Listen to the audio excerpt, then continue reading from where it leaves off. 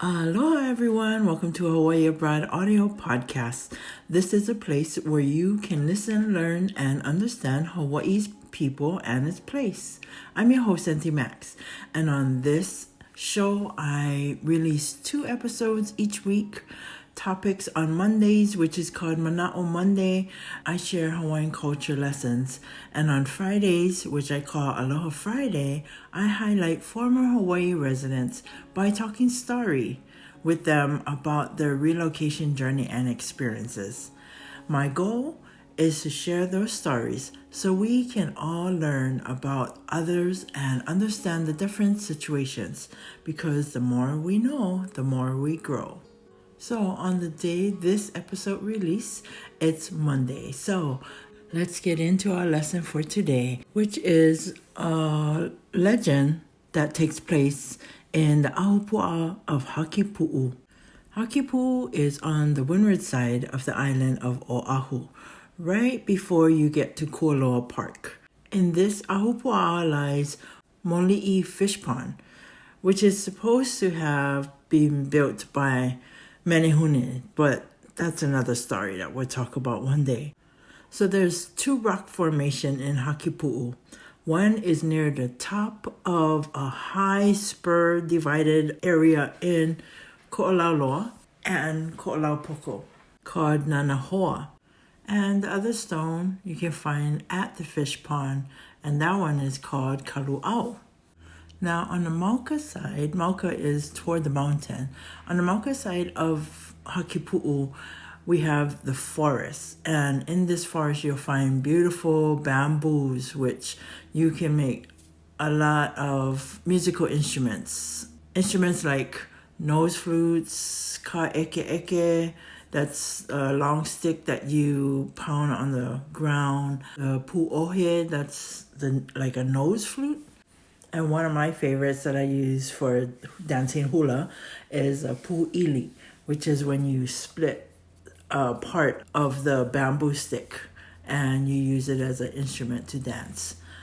So again, you can find a lot of bamboo in this area, Mauka side, which is a mountain side of Hakipuʻu. Now, Nanahoa was a keiki kapu. And the kapu is that he is not able to look upon women until he is married, or he was turned into stone. Nanahoa's caretaker was Kanehualani, and they both lived in the mountain area of Hakipuʻu on one of the ridges. So because of this couple, Nanahoa had to be isolated.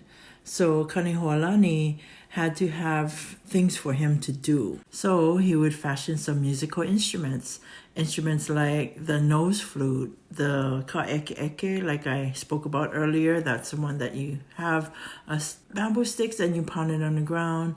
He learned how to use the puʻohe, which is a nose flute, the puʻili, the one that I like. So he learned how to use these instruments and play music. So they would both play with these instruments and make beautiful music. Now, Nanahoa grew up passing much of his time making music and sometimes playing with some of the keiki kane, which is the boys in the area that would come up to the mountain. Now, in Hakipuʻu, the women, the wahine of the area, they was known as being good fishermen. They had an eye for looking for squid, we call it taco, or crab. So we would see a lot of the women on the coastline, on the beach, gathering seafood. Well, one day the women went out to Mokoliʻi, which is a little island just outside of Hakipuʻu. People call Chinaman's Hat. Well, the real name of that island is called Mokoliʻi. They went there to go pick up limu, which is like seaweed. So they would go out and handpick the seaweed from the ocean. And as they were picking, they saw a girl lying on the beach there at Hakipuʻu. As the woman was returning to their home, they noticed that she was still there, and they thought that they couldn't just leave her there. So, of course, they approached her. They found out her name was Kaluau, and she was from Kahiki. So one of the women took her home and hanai'd, which in the Hawaiian culture, that's somewhat like adoption, but she took care of Kaluau. So over time, Kaluau would come with the women to gather seafood. Well, Kaluau would pass her time by sitting on the wall of the fish pond for hours and just gaze into the mountain while she could hear this beautiful music drifting down from the mountain while Nanahoa was playing his instruments. So back to Nanahoa, when he was little, as a keiki kapu, he would listen to Kanehoalani, his caretaker. He would listen. He was told that he couldn't go anywhere and he would stay. However, as he grew into a young man, he would always ask Kanehoalani about going down to the ocean to play at the beach. He would ask, "Can I go down to the ocean today?" And Kanehoalani would reply, "No, not today, but one day. I will tell you when." Again, Nanahoa would ask, "Can I go today? Can I go down to the ocean?" And again, Kanehoalani would reply, "No, not today, but one day. I will tell you when." Well, after a while, Nanahoa would get so frustrated that he just had to get closer to the beach. So he disobeyed. Hoping to get closer to look at the beach, he went down the ridge, emerging out from the bamboos. It was then, at that moment, that Kaluau saw Nanahoa, because she was gazing toward the mountain from where she could always hear that music as she was sitting on the fish pond wall. So she called out to him, "Hui! Hui!" Nanahoa was startled by that sound. Remember, he had never seen a girl or heard her voice before. He also began to feel funny inside. There was a heaviness on his legs, and he quickly ran back up the ridge. And as he did, that heaviness went away in his legs. But he was curious about that strange voice that he heard.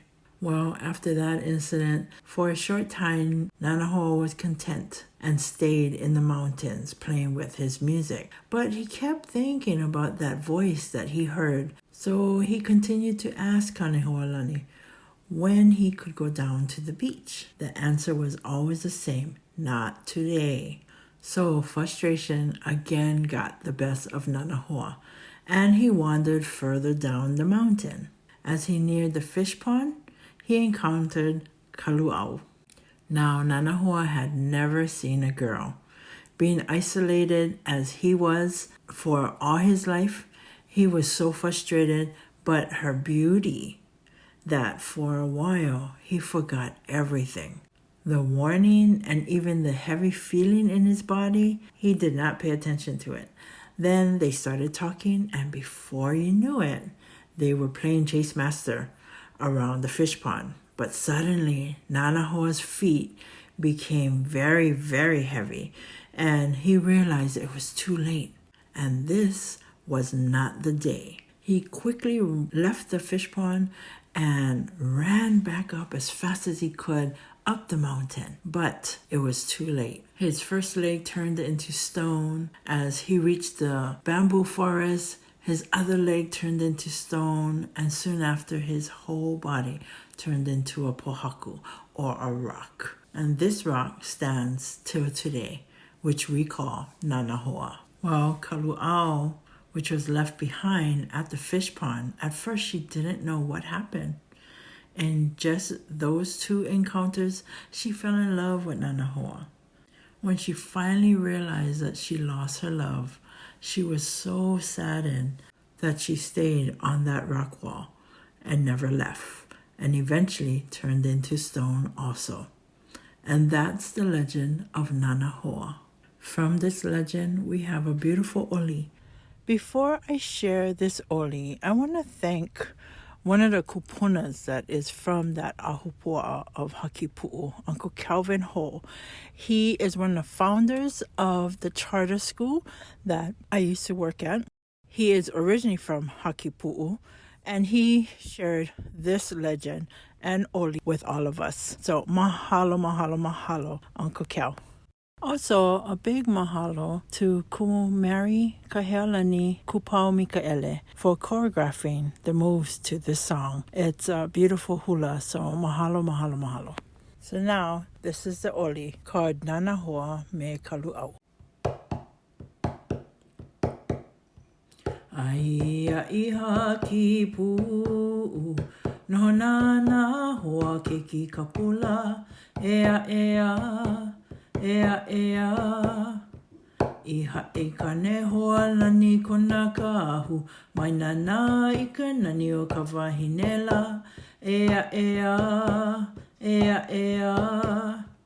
Ua hiki Kaluau mai ka hiki, he wahine me ka nani ka mahaola, ea ea, ea ea.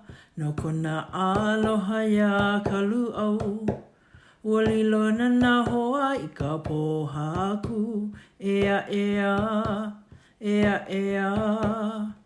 Haina mai kapu wanala, no Nanahoa me Kaluau, ea ea, ea ea, ea ea. He inoa no Nanahoa me Kaluau. So there you have it, the legend and oli of Nanahoa and Kaluau, which takes place in the Ahupuaʻa of Hakipuʻu. I hope you all enjoyed today's lesson here on Hawaii Abroad Audio Podcasts. If so, please share it with anyone that you want to. And please leave me a comment. Let me know what you think about this show. And even suggest things that you would like me to share. All right, everyone. I hope you all have a maikaʻi day. This is Auntie Max signing out. Aloha.